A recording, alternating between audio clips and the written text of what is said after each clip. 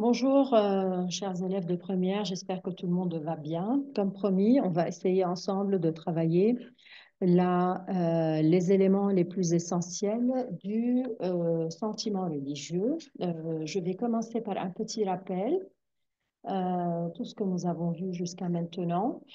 Et ensuite, je vais essayer de les faire dans deux vidéos. Il va y avoir une première vidéo, comme vous le voyez, sur les éléments essentiels, comme par exemple la révélation de l'existence du sentiment religieux depuis tout temps et les travaux des scientifiques qui nous ont montré la plupart du temps euh, que le sentiment religieux a accompagné l'humanité depuis très, très, très, très longtemps.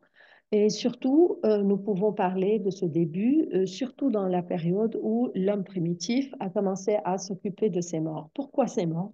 Pourquoi ce rôle qui est donné à la mort? N'oublions pas que dans toute spiritualité, dans toute religion, nous allons avoir cette séparation entre un monde naturel et un monde surnaturel.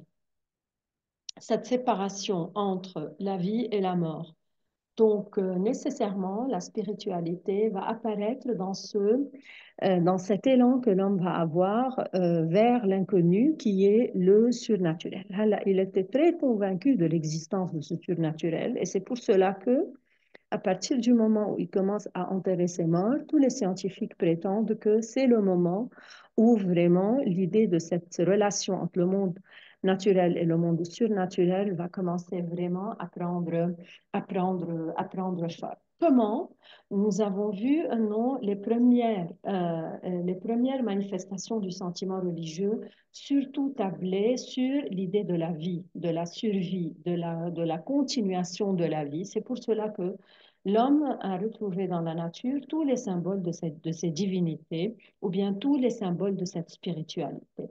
Nous l'avons déjà vu ensemble. L'animisme était considéré comme la forme la plus primitive, la plus rudimentaire du sentiment religieux, dans lequel l'homme a attribué à un ensemble d'éléments naturels ou bien d'objets ou bien d'animaux ou bien de plantes, il leur a attribué un esprit. Cet esprit pouvait être autant bénéfique que maléfique, mais il y avait toujours cette idée du surnaturel ou bien de quelque chose que l'homme ne pouvait pas réellement contrôler.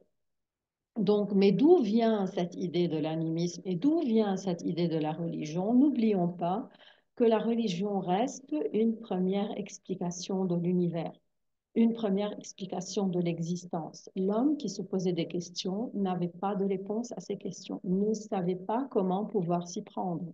Et c'est dans ce sens-là que la religion a été en premier lieu, si vous voulez, inscrite dans la nature, qui a présenté à l'homme, par ses catastrophes, mais aussi par sa beauté, des sources d'adoration. N'oublions pas les deux éléments les plus importants qui restent les pivots de n'importe quelle religion, donc les piliers, donc les fondements de la religion, et la peur et le besoin. C'est dans ce sens-là qu'il faut comprendre pourquoi la nature a été cette source d'inspiration pour l'homme à travers le temps.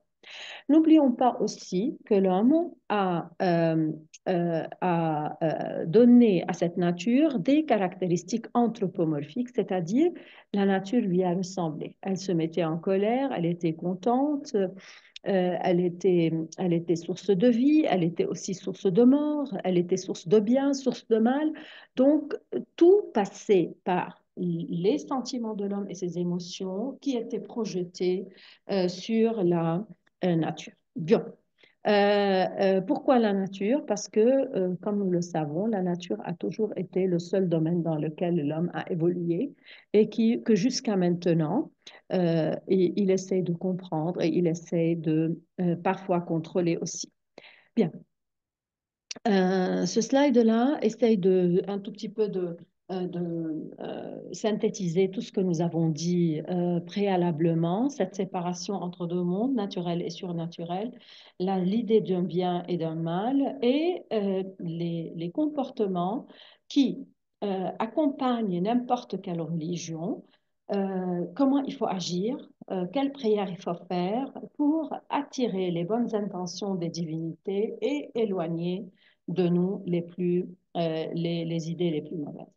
Donc, puisque l'homme était tellement, il était tellement avait tellement soif de pouvoir comprendre ce qui est en train de se passer autour de lui. C'est pour cela que nous voyons naître, apparaître à partir d'un certain temps d'une part la magie, mais qui n'est pas vraiment la magie. On s'était mis d'accord là-dessus. C'est un mélange de rites et de cérémonies qui était relié souvent à cette idée que l'homme avait qu'il était très facile d'appeler les esprits ou bien de demander leur intercession, c'est-à-dire qu'ils interviennent dans notre vie d'une manière ou d'une autre. C'est pour cela que nous voyons apparaître dans ces sociétés primitives et ces communautés primitives, nous voyons apparaître l'image d'une part du prêtre et d'une autre part du magicien. Donc, ce sont deux images qui sont très importantes et très centrales. Sur cette idée, je vais essayer de terminer la première vidéo pour vous expliquer un tout petit peu. Non, si vous voyez le déroulement, donc dans toute spiritualité, dans toute forme de religion, il y a un principe de croyance et ce principe de croyance impose aux individus un ensemble de comportements.